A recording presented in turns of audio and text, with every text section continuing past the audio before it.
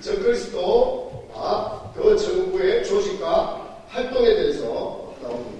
그리고 적그리스도의 정체에 대해서 열불짐승이 누군가, 그리고 열불짐승이 나오고 두불짐승이 나옵니다. 먼저 중요한 것은 13장에서 대한민국을 이끌어갈 그러면 주인공이라고 할 수 있는 적그리스도가 나옵니다. 적그리스도의 자격에 대해서 알아보면 적그리스도는 먼저 우리가 배도자라는 것은 배신했다는 말이죠. 기독교 사상과 인격을 갖추고 자칭 메시아라고 주장하는, 그래서 온 세상 사람들을 미혹하는 자인 것을 알 수가 있습니다. 요한일서 2장 18절 19절에 보면 이들이 우리에게서 나갔다라고 이야기합니다. 그래서 믿다가 타락한 자들인 것을 알 수가 있습니다. 우리에게 속하지 않고 나간 자다. 그래서 적그리스도는 신앙생활을 열심히 하다가 교회를 떠난 배교자라는 거예요. 히브리서 6장 4절 6절을 보면 한번 비침을 얻고 하늘의 은사를 맛보고 타락한 자는 회개할 수 없다. 그래서 열심히 신앙생활을 하다가 하늘로부터 비침을 받고 신앙생활을 했는데 정욕을 즐기다가 타락한 자들이다. 적그리스도. 그래서 중요한 것은 믿다가 타락한 자들이다라는 사실입니다. 그리고 이 적그리스도는 무신론 국가나 공산주의 국가에서는 이 적그리스도가 나올 수가 없습니다. 또한 교황도 적그리스도가 될 수가 없습니다. 많은 개신교, 기독교의 사람들이, 개신교에 있는 분들이 교황이 적그리스도가 될 것이다 라는 이 생각을 가지고 있습니다. 그래서 가톨릭을 전부 다 거기 믿는 사람들은 구원이 없다라고 이야기하고 마지막 때는 악을 따라갈 것이다 이렇게 잘못 생각하고 있는데, 교황은 베드로의 후계자는 확실한 것이 있습니다. 그래서 재림 메시아가 될 수가 없어요. 그 베드로의 후계자가 재림 메시아다라고 하면은 수천 년 동안 이어온 교리를 하루아침에 바꾼다는 것은 그 안에서 일어날 수가 없는 일이기 때문에 교황이 적그리스도는 될 수가 없습니다. 그 생각을 갖고 있는 여기 이 말씀을 처음 듣는 분이라면 그 생각을 좀 지금 내려놔야지 지금 제가 전하는 말씀이 여러분 안에 들려질 거예요. 그리고 두 번째로는 적그리스도는 사단의 영이 내주하게 자다. 사단의 영이 내주하게 자다라는 사실입니다. 마태복음 13장 우리 가라지 비유에서 보면 이 절망적인 사람이 됐습니다. 사단의 영이 내주하게 됐어요.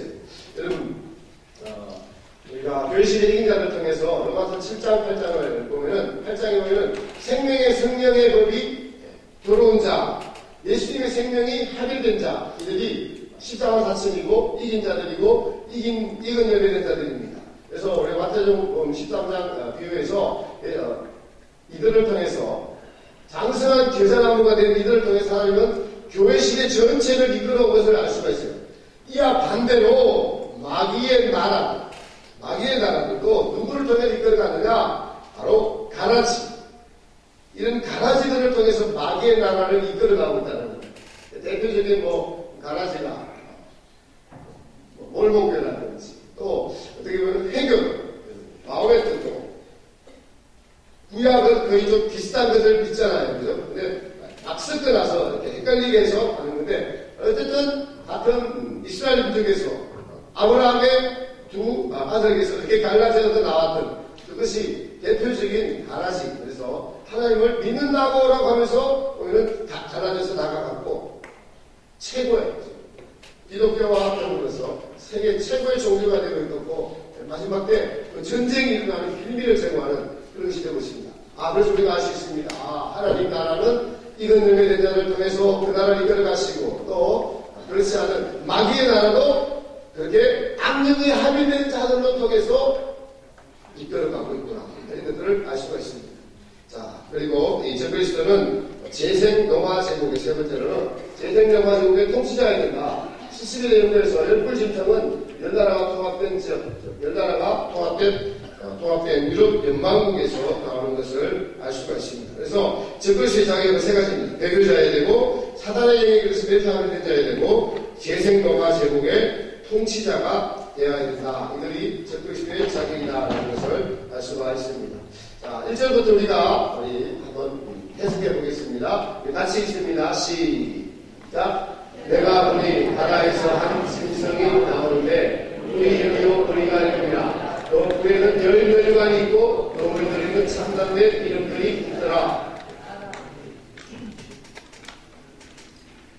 점을 받는 적그리스도에게 경배하고 그의 표를 받는 사람들 짐승에게 경배한다. 짐승에게.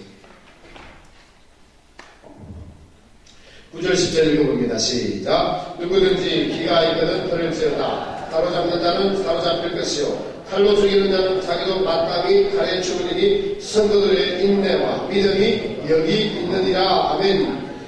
중요한 것은 적그리스도를 경배하는 자는 들을 기가 없다는 것입니다. 여러분들이 들을 기가 없다면 하나님 여기 불러주시지도 않았어요. 이 말씀을 듣는 분들은 들을 기가 있는 분인 줄 믿으시기 바랍니다.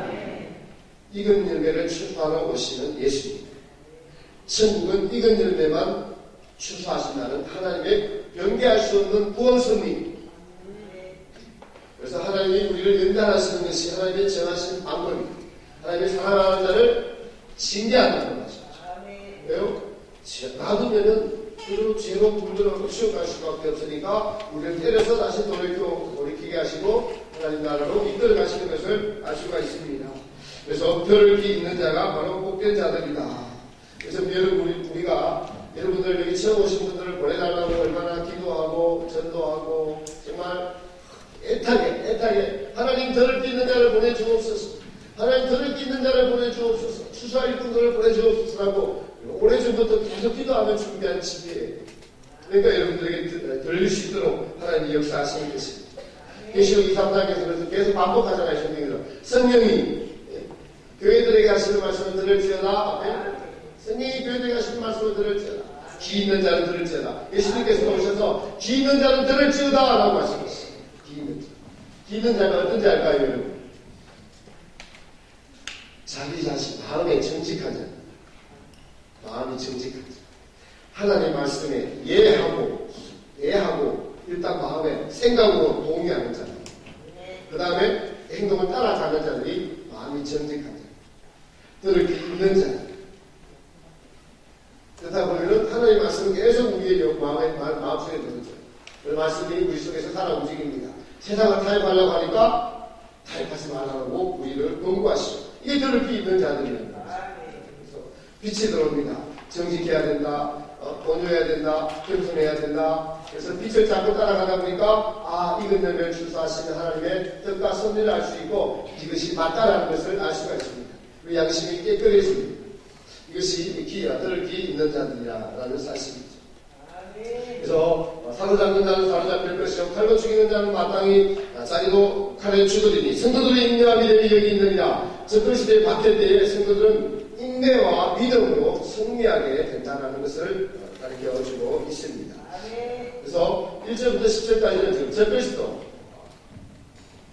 짐승의 나라, 마귀의 나라의 대표적인 적그리스도에 대해서 이야기했습니다. 그래서 적그리스도 그리고 이제 우리가 공부할 것은 적그리스도를 도와서 일하는 두 짐승이 등장을 하게 됩니다. 두 짐승에 대해서 한번 알아봅니다. 11절 한번 읽어봅니다. 시작. 내가 보매 또 다른 짐승이 땅에서 올라오니 새끼알같이 두 뿔이 있고 용처럼 말하더라. 아멘. 이겁니다. 짐승이 땅에서 올라온다. 땅에서 올라오는 짐승임을 강조하고 있습니다. 1절에 나오는 짐승은 어디서 나왔어요? 보니까 바다에서 나왔어요. 많은 무리와 열국과 백성과 망원들에서 나오는 짐승이고 지금 땅에서 나오는 짐승은 두뿔 짐승입니다. 그래서 바다에서 나오는 짐승은 우리가 알았습니다. 대하단의 전 3년 만에 6번째, 그러니까 첫 번째, 네 번째 나팔 재앙에 많은 환난을 통해서 자연 재앙을 통해서 많이 벌어졌습니다. 거기다가 마귀가 황충재앙이 벌어지죠. 지옥에 수많은 안경들이 쏟아져 올라옵니다. 그리고 그 상태에서 전쟁이 벌어지게 되죠. 그래서 고가의 전쟁이 벌어지게 됩니다. 이런 환경들이 있어요. 이런 환경들 속에서 바로 6번째 나팔. 그래서 에스겔 38장을 통해서 계시록 11장을 통해서 7 부류를 통해서 치게 되었던 전쟁을 죽게 되었던 덩어리가 하나가 상하여 죽게 되었다가 다시 살아나서 온 세상 사람들이 이상이 따르더라. 여기까지 이끄시려고 하나님은 첫 번째 나팔부터 네 번째 나팔, 다섯 번째 나팔을 계속 불어가시면서 그 환난을 통해서 누가 나오게 되느냐? 땅에서 만들어진 적그리스도, 땅에서 만들어진 짐승이 나오게 된다는 사실이에요. 그래서 우리가 적그리스도는 땅에서 내 1300만 환난을 통해서 만들어진 짐승이에요. 어떤 짐승이라고요? 1300만 환난을 통해서 만들어진 짐승이 첫 번째 짐승, 적그리스도다. 적그리스도. 그래서 바다에서 나옵니다. 온 무리와 열국과 방울과 백성들이 그 위에 타고 앉았어요. 그래서 바다에서 온 세상을 통치하는 거기에서 나오는 짐승이다. 그가 적그리스도라는 것입니다. 이거 사실 중요합니다. 그래서 적그리스도는 전사면반 하나를 통해서 만들어진 짐승이에요. 환경을 통해서 만들어진 짐승입니다. 근데 우리가 지금 공부한 열불 짐승은 요 적그리스도에 만들어져 있어요. 적그리스도가 만들어져 있습니다. 열불 짐승이 요 적그리스도의 초청을 받고 나타나는 짐승이 바로 두뿔 짐승이다. 그래서 그가 바로 어디서 나오냐? 땅에서 나오더라.